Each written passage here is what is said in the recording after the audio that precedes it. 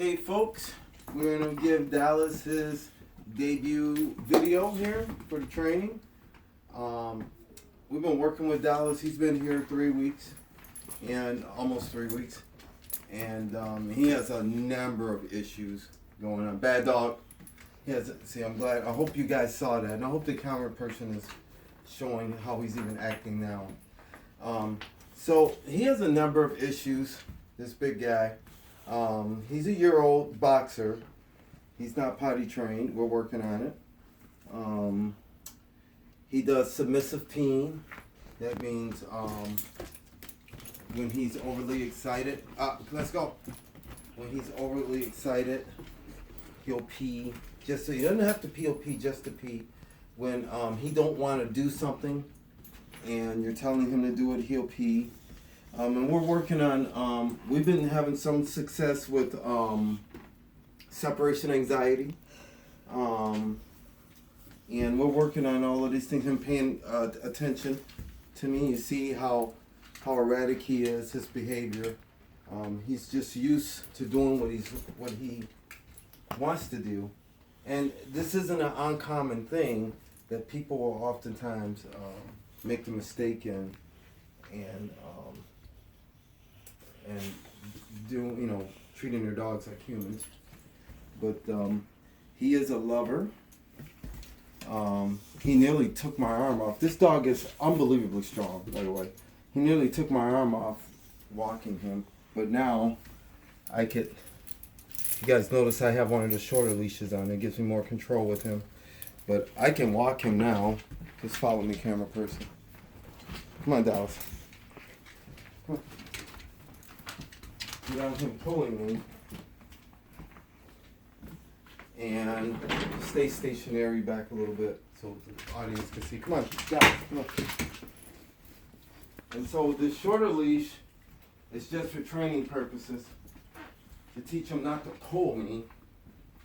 And it's like having a horse for the rein. You can actually move him around a little bit more, have more control with him, and just slowly teaching him to stay with me. Let's go. So his attention span needs a lot of work. He's just all over the place. But patience is the key. We're going to get started on his basic obedience with the sign sit.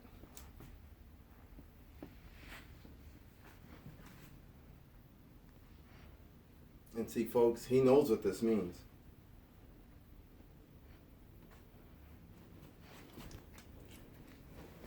It's just, he's used to doing what he wants to do. And so he's only going to do it if he wants to do it. We're training him, and he's not training us. This is to stay. Now I'm going to walk some small circles around him and get him to look at me.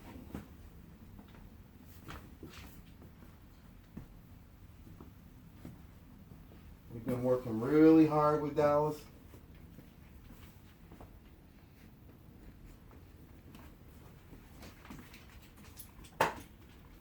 He likes to sit behind me, and he knows where I want him to sit.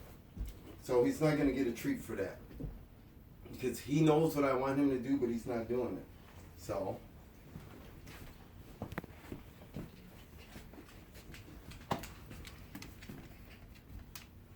he likes to sit slightly behind me, but that's not where I want him.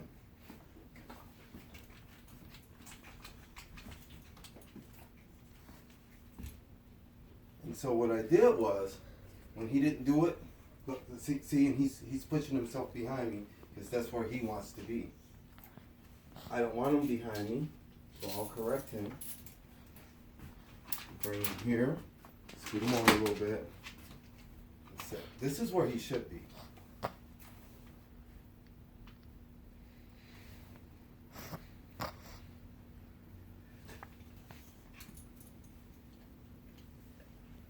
See how slow he's moving in slow motion, as slow as he possibly can to do his commands.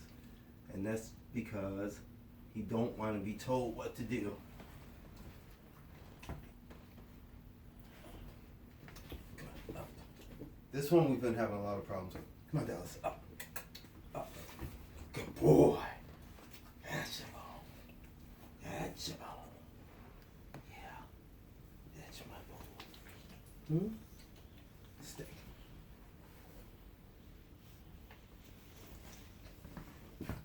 Now I'm going to go over there.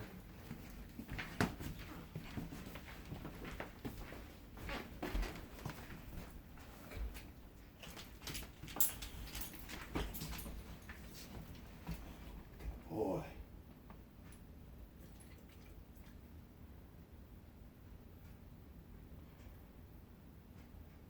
You do this eye contact.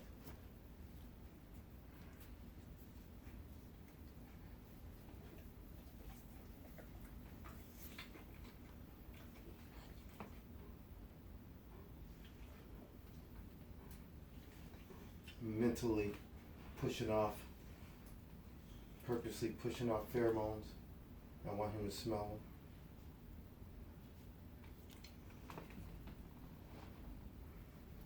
When you do this business long enough, you'll work on dogs long enough, you'll know when they start picking up your pheromones.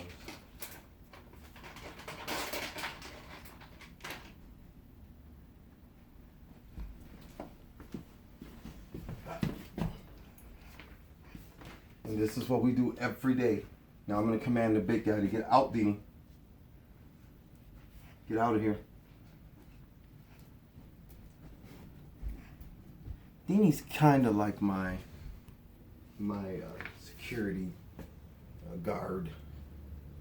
He's like that guy that, you know, your what's the word I'm looking for here? Your private bodyguard. If he senses there might be a problem, he'll like be right on another dog, ready to get them off of me. And Dallas is not a problem. It's just in the past I have had dogs to try and say like grab or bite, and he's always got in between the two. And he's the alpha of the group, and oftentimes they'll listen to him. Even though I don't need him, he's just there because he's a German Shepherd, right? Okay, we're going to continue.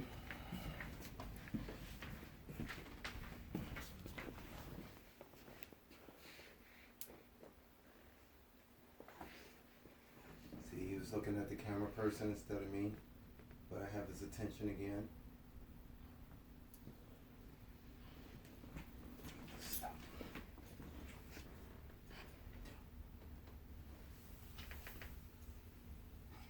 He's hilarious. He's like, okay, I'll do it for a treat.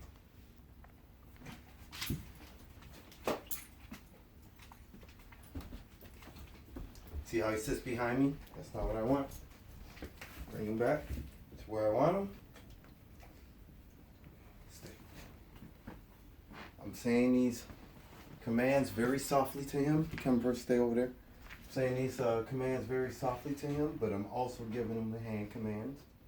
Okay. I told the owner that I didn't think that Dallas would be able to come home this week because he hadn't learned enough commands. And it's almost as if he picked up on it and he started falling into place. So, we're going to get him his food set up here.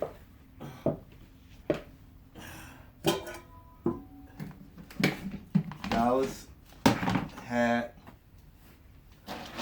terrible separation anxiety, like a lot of dogs do. And he would scream and cry when you leave the room if he's tied up. My stay command is basically an invisible leash. And he would just cry when you would leave him alone. But we don't have that anymore. Because right now he's focused in on how to please me. What do I want him to do? You know. And if you could see him just stare me down, He's waiting. And that's what I want from him. I'm going to get him to stay. Up. Up. Come on. Up, Dallas. Dallas. Up. Up. Up. Up. Up. Good boy. Stay. Stay.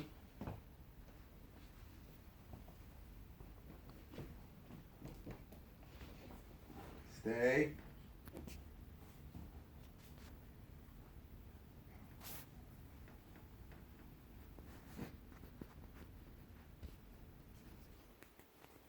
Stay. And so Dallas still isn't housebroken, so he's still at 8 ounces of water until he can learn to control his bladder. He gets a cup of water with 2 cups of food 3 times a day. And in between as we're working and doing treats. So we're still teaching him how to control his bladder. He's doing better, although he still needs lots of work. But his obedience, you look at him stare at me.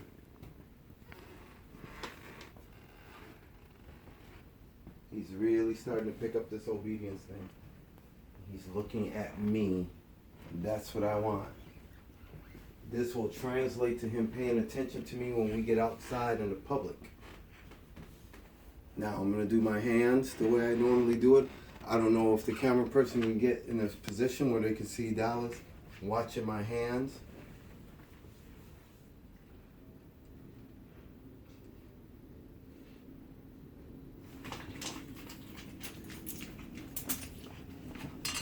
And that's that.